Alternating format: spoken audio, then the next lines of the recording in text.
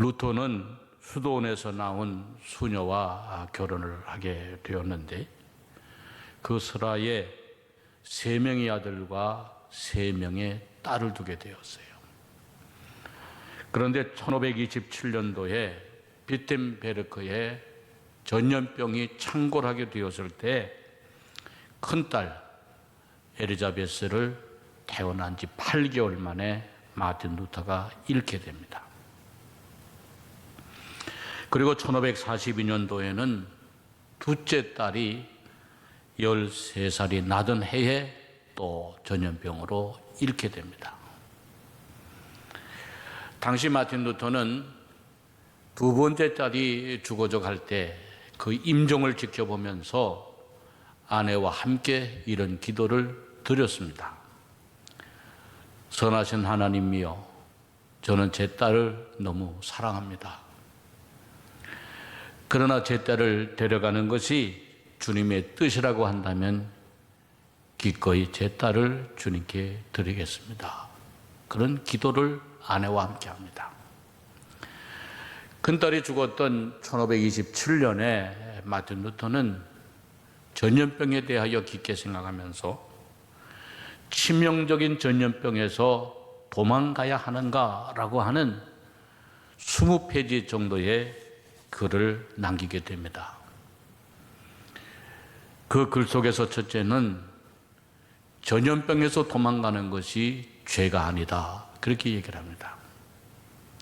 여기 전염병에서 도망가는 것이 죄가 아니다라고 하는 말은 많은 오해를 불러일으킬 만한 말이었습니다.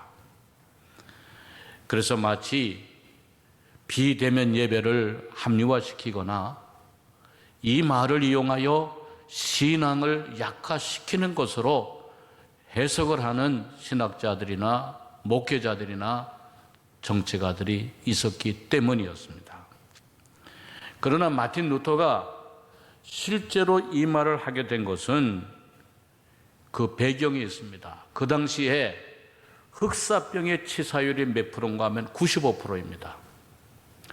100명이 흑사병에 걸리면 95명이 죽는 거예요. 그래서 도해지들이 흑사병으로 말미암아 완전히 파괴가 되어지는, 망가지는 도시들이 유럽의 곳곳에 생겼습니다. 이때의 유럽의 흑사병으로 죽은 숫자가 유럽 전체 인구의 3분의 1이 해당이 되었다는 것입니다.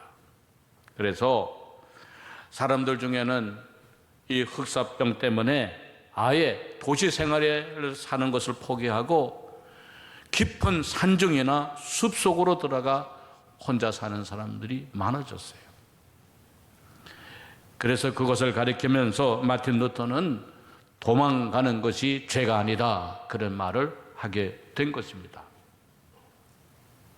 요사이 우리나라의 코로나19를 보면 어제까지 우리나라의 확진자가 22,893명이었습니다.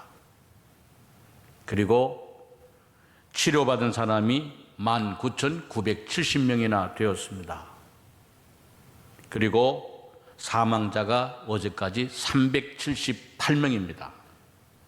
그러니까 우리나라의 치사율은 0.088% 정도 됩니다.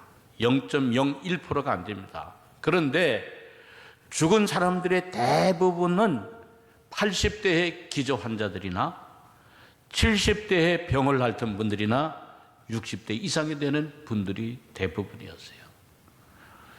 20대 29살 이하의 사람들이 코로나19로 죽은 사람은 단 한 명도 없습니다. 그러나 오늘의 사회는 이 코로나19로 인해서 전 사회 기능이 마비가 되고 교회 예배가 중단이 되고 모든 기능들이 마비가 될 정도로 우리가 두려움과 공포를 가지고 있다는 거예요. 그래서 마틴 루터는 피하되 하나님의 이름으로 도망가라 그랬어요. 신앙 바깥으로 도망가지 말고 하나님의 이름으로 도망을 가라. 마틴 루터는 그렇게 얘기를 했어요. 둘째는 마틴 루터는 의학적인 대처법과 약물을 적극적으로 사용하라 그랬어요. 인간이 할 수 있는 모든 방법을 다 강구하라. 전염병으로부터 보호받을 수 있는 약이나 치료받을 수 있는 모든 방법들은 다 사용하라는 거예요. 그래서 약을 사용하고 마당과 집을 소독하고 노출된 장소와 사람을 피하라고 노력하라. 그렇게 얘기를 했어요. 그리고 세 번째는 의무를 다할 자는 도망가지 말라 그랬어요. 여기 루터는 전염병으로부터 깊은 산중으로 도망가는 것은 허용은 하지만 분명한 예외를 두고 있는 경우가 있는데, 그것은 도망가는 것이 하나님의 말씀을 거스를 경우와 그리고 인간에 대한 의무를 가지고 있는 사람은 결코 도망가지 말라 그랬어요. 하나님의 말씀을 거스를 경우라고 하는 말은 무조건적인 도망이 아니라 하나님의 말씀 안에서 말씀을 통하여 말씀을 거스르지 말고 도망을 가라고 말이에요. 또 하나는 의무가 있는 사람이라 그랬어요.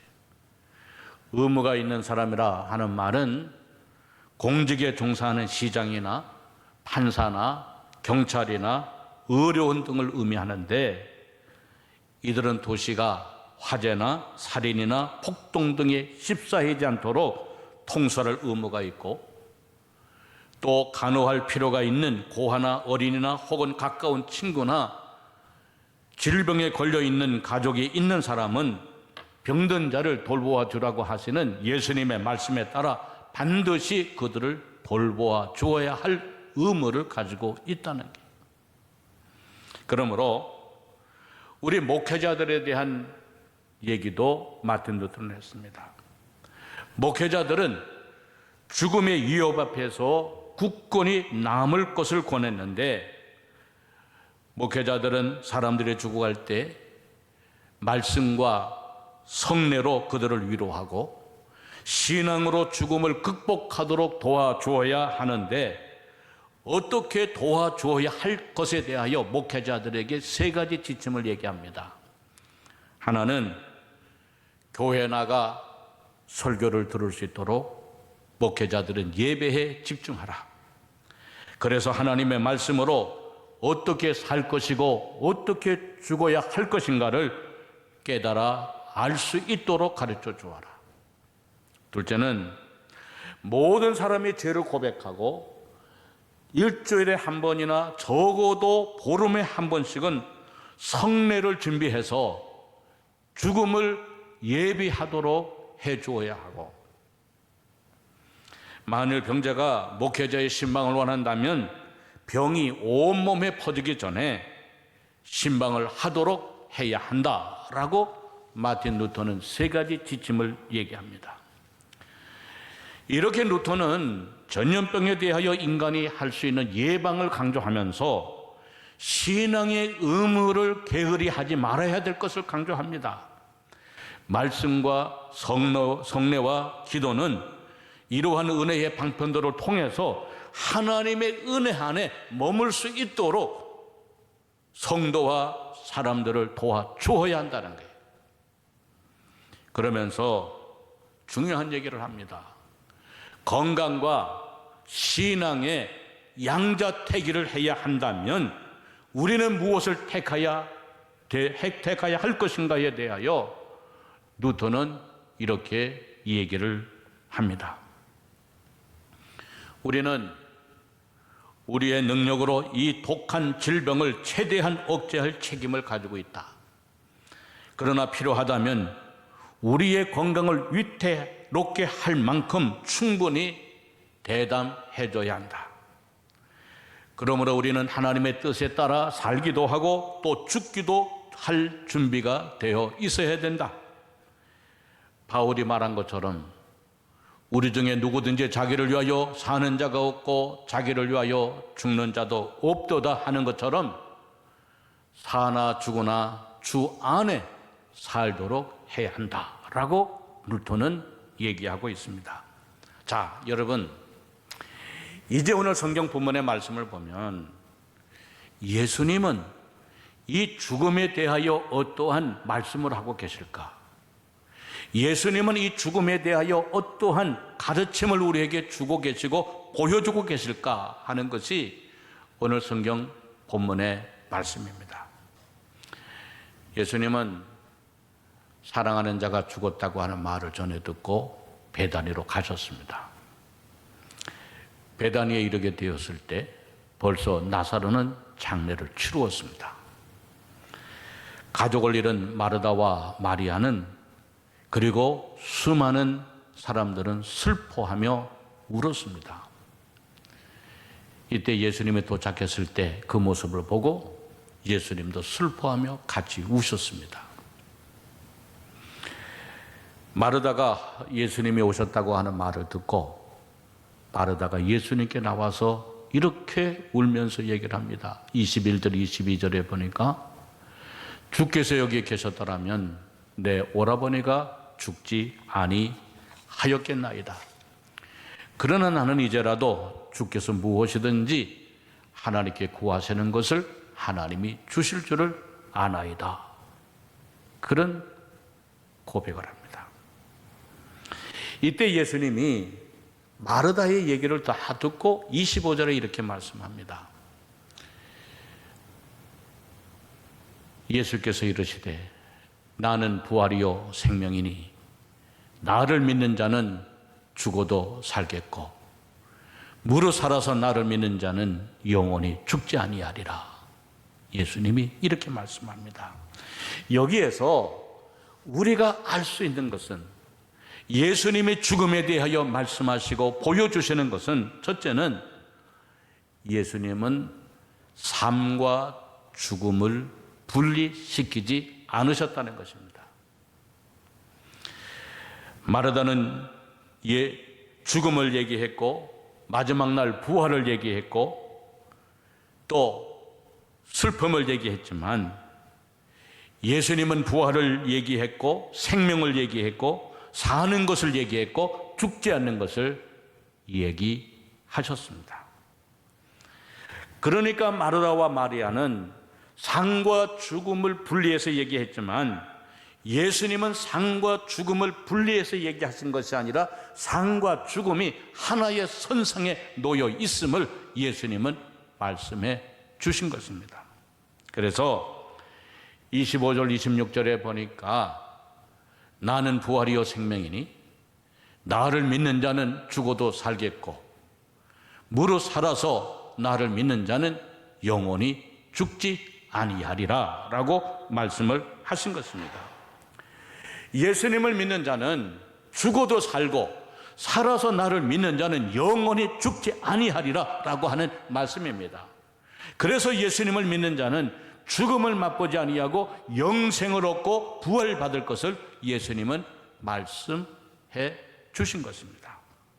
여러분, 인간이 왜 죽음을 무서워하느냐? 인간이 왜 죽음을 두려워하느냐? 그 까닭은 죽음을 끝이라고 생각하기 때문에 그래요.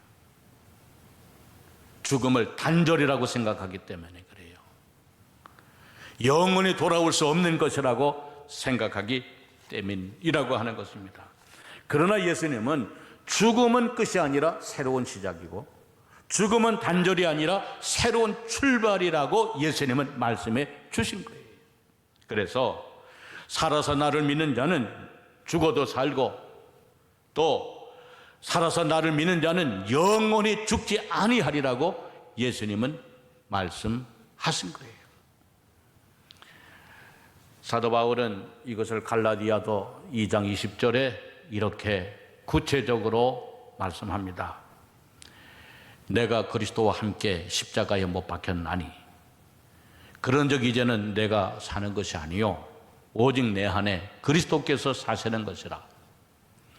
그러므로 이제 내가 육체 가운데 사는 것은 나를 사랑하사 나를 위하여 자기 자신을 버리신 하나님의 아들을 믿는 믿음 안에서 사는 것이라 라고 고백을 합니다.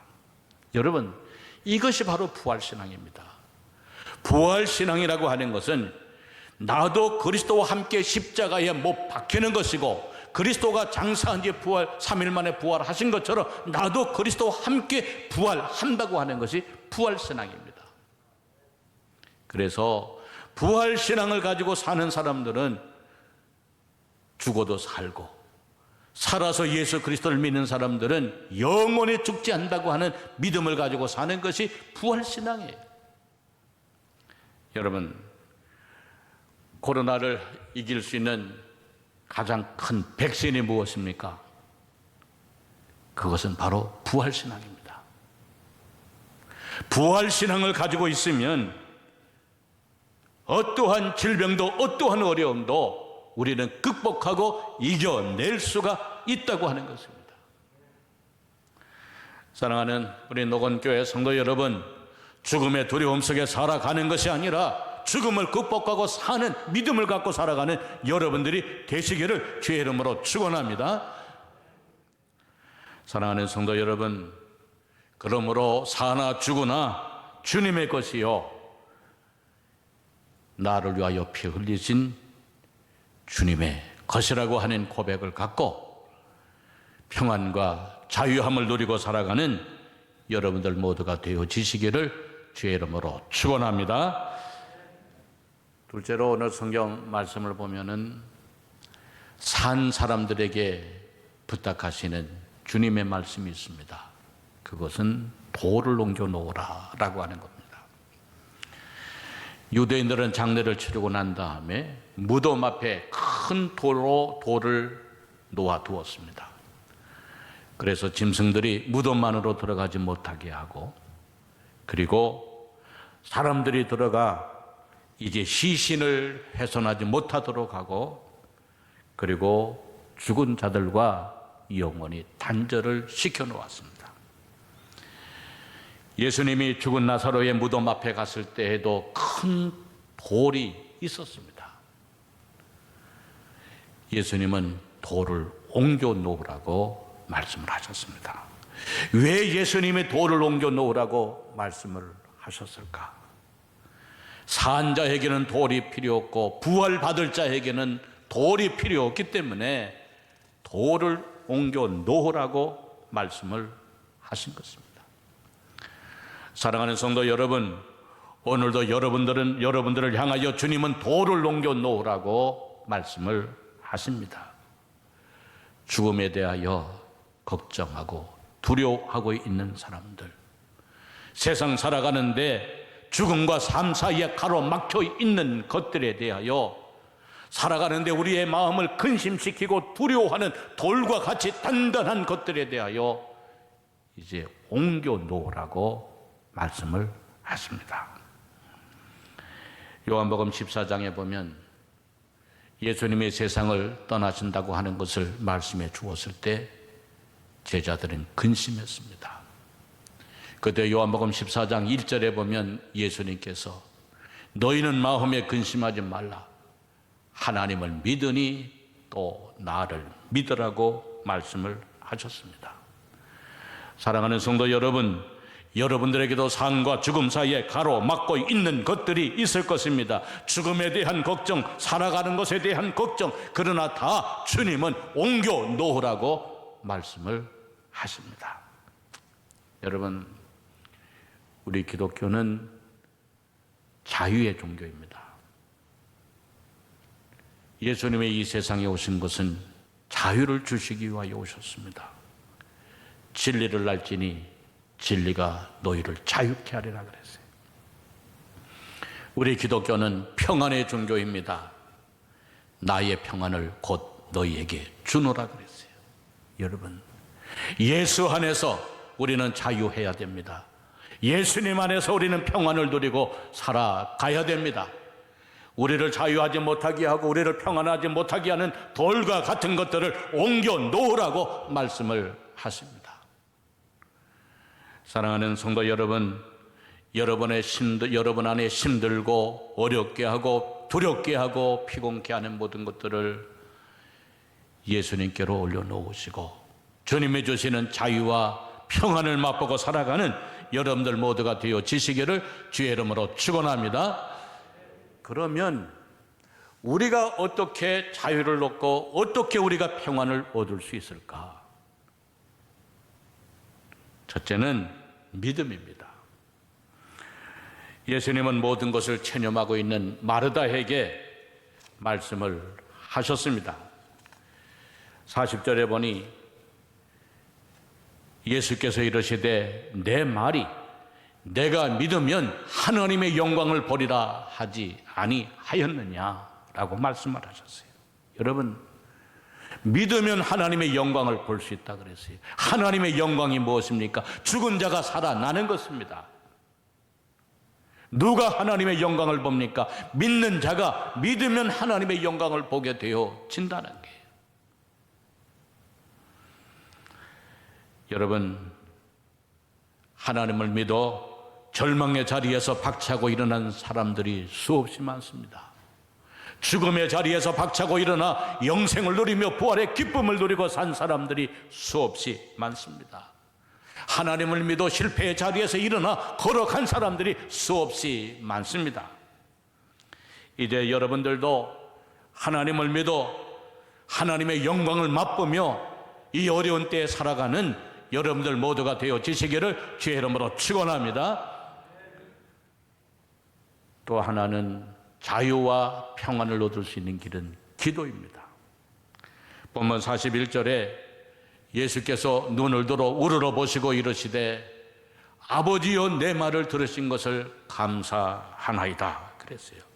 여러분, 기도로 하나님의 영광을 누리게 되었다는 게, 여러분, 기도가 뭡니까? 하나님과의 교제입니다. 하나님의 능력을 받을 수 있는 축복의 통로입니다. 세상을 싸우고 이길 수 있는 성도의 무기입니다. 기도를 통해서 하나님이 주시는 영광을 맛보며 기쁨과 평안을 누릴 수 있게 되어진다는 것입니다. 사랑하는 성도 여러분, 어려울수록 기도하시기를 바랍니다. 힘들수록 기도하시기를 바랍니다. 지칠수록 기도하시기를 바랍니다. 두려울수록 기도하시기를 바랍니다. 그래서 이렇게 세워주시는 주님의 은혜를 입는 여러분들 모두가 되어지시기를 주의 이름으로 축원합니다. 세 번째는 말씀의 순종입니다. 43절의 말씀을 보면 이 말씀을 하시고 큰 소리로 나사로야 나오라 부르시니 나사로가 나왔는데 두 손은 배로 동였고 얼굴은 수건으로 가리웠더라 그랬어요. 여러분, 나오라고 하는 말씀은 산자에게 주신 말씀이 아니라 죽은 자에게 주신 말씀이었습니다.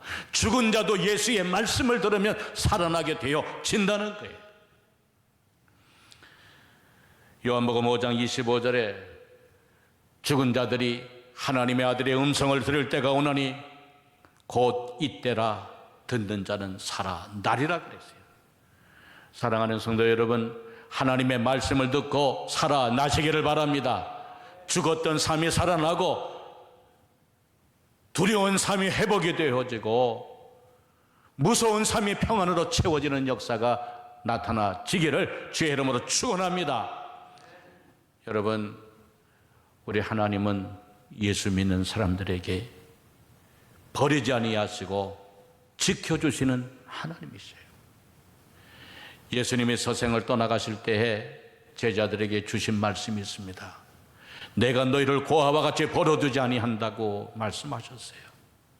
여러분, 우리 주님은 여러분들을 고아와 같이 버려두지 아니하시고 주의 성령을 보내어 주셔서 어두운 산 가운데서도 지키시고 보호하여 주시는 우리 주님이 있습니다. 오늘 여러분들이 이 세상을 살아갈 때 주와 함께 살아가시기를 바랍니다. 그래서 어떠한 불안이 다가오고 두려움이 다가온다 할지라도 예수님으로 말미암아 넉넉하게 이겨나가고 승리를 누리고 살아가는 우리 노건교회 모든 성도들이 다 되어지시기를 주의 이름으로 축원합니다.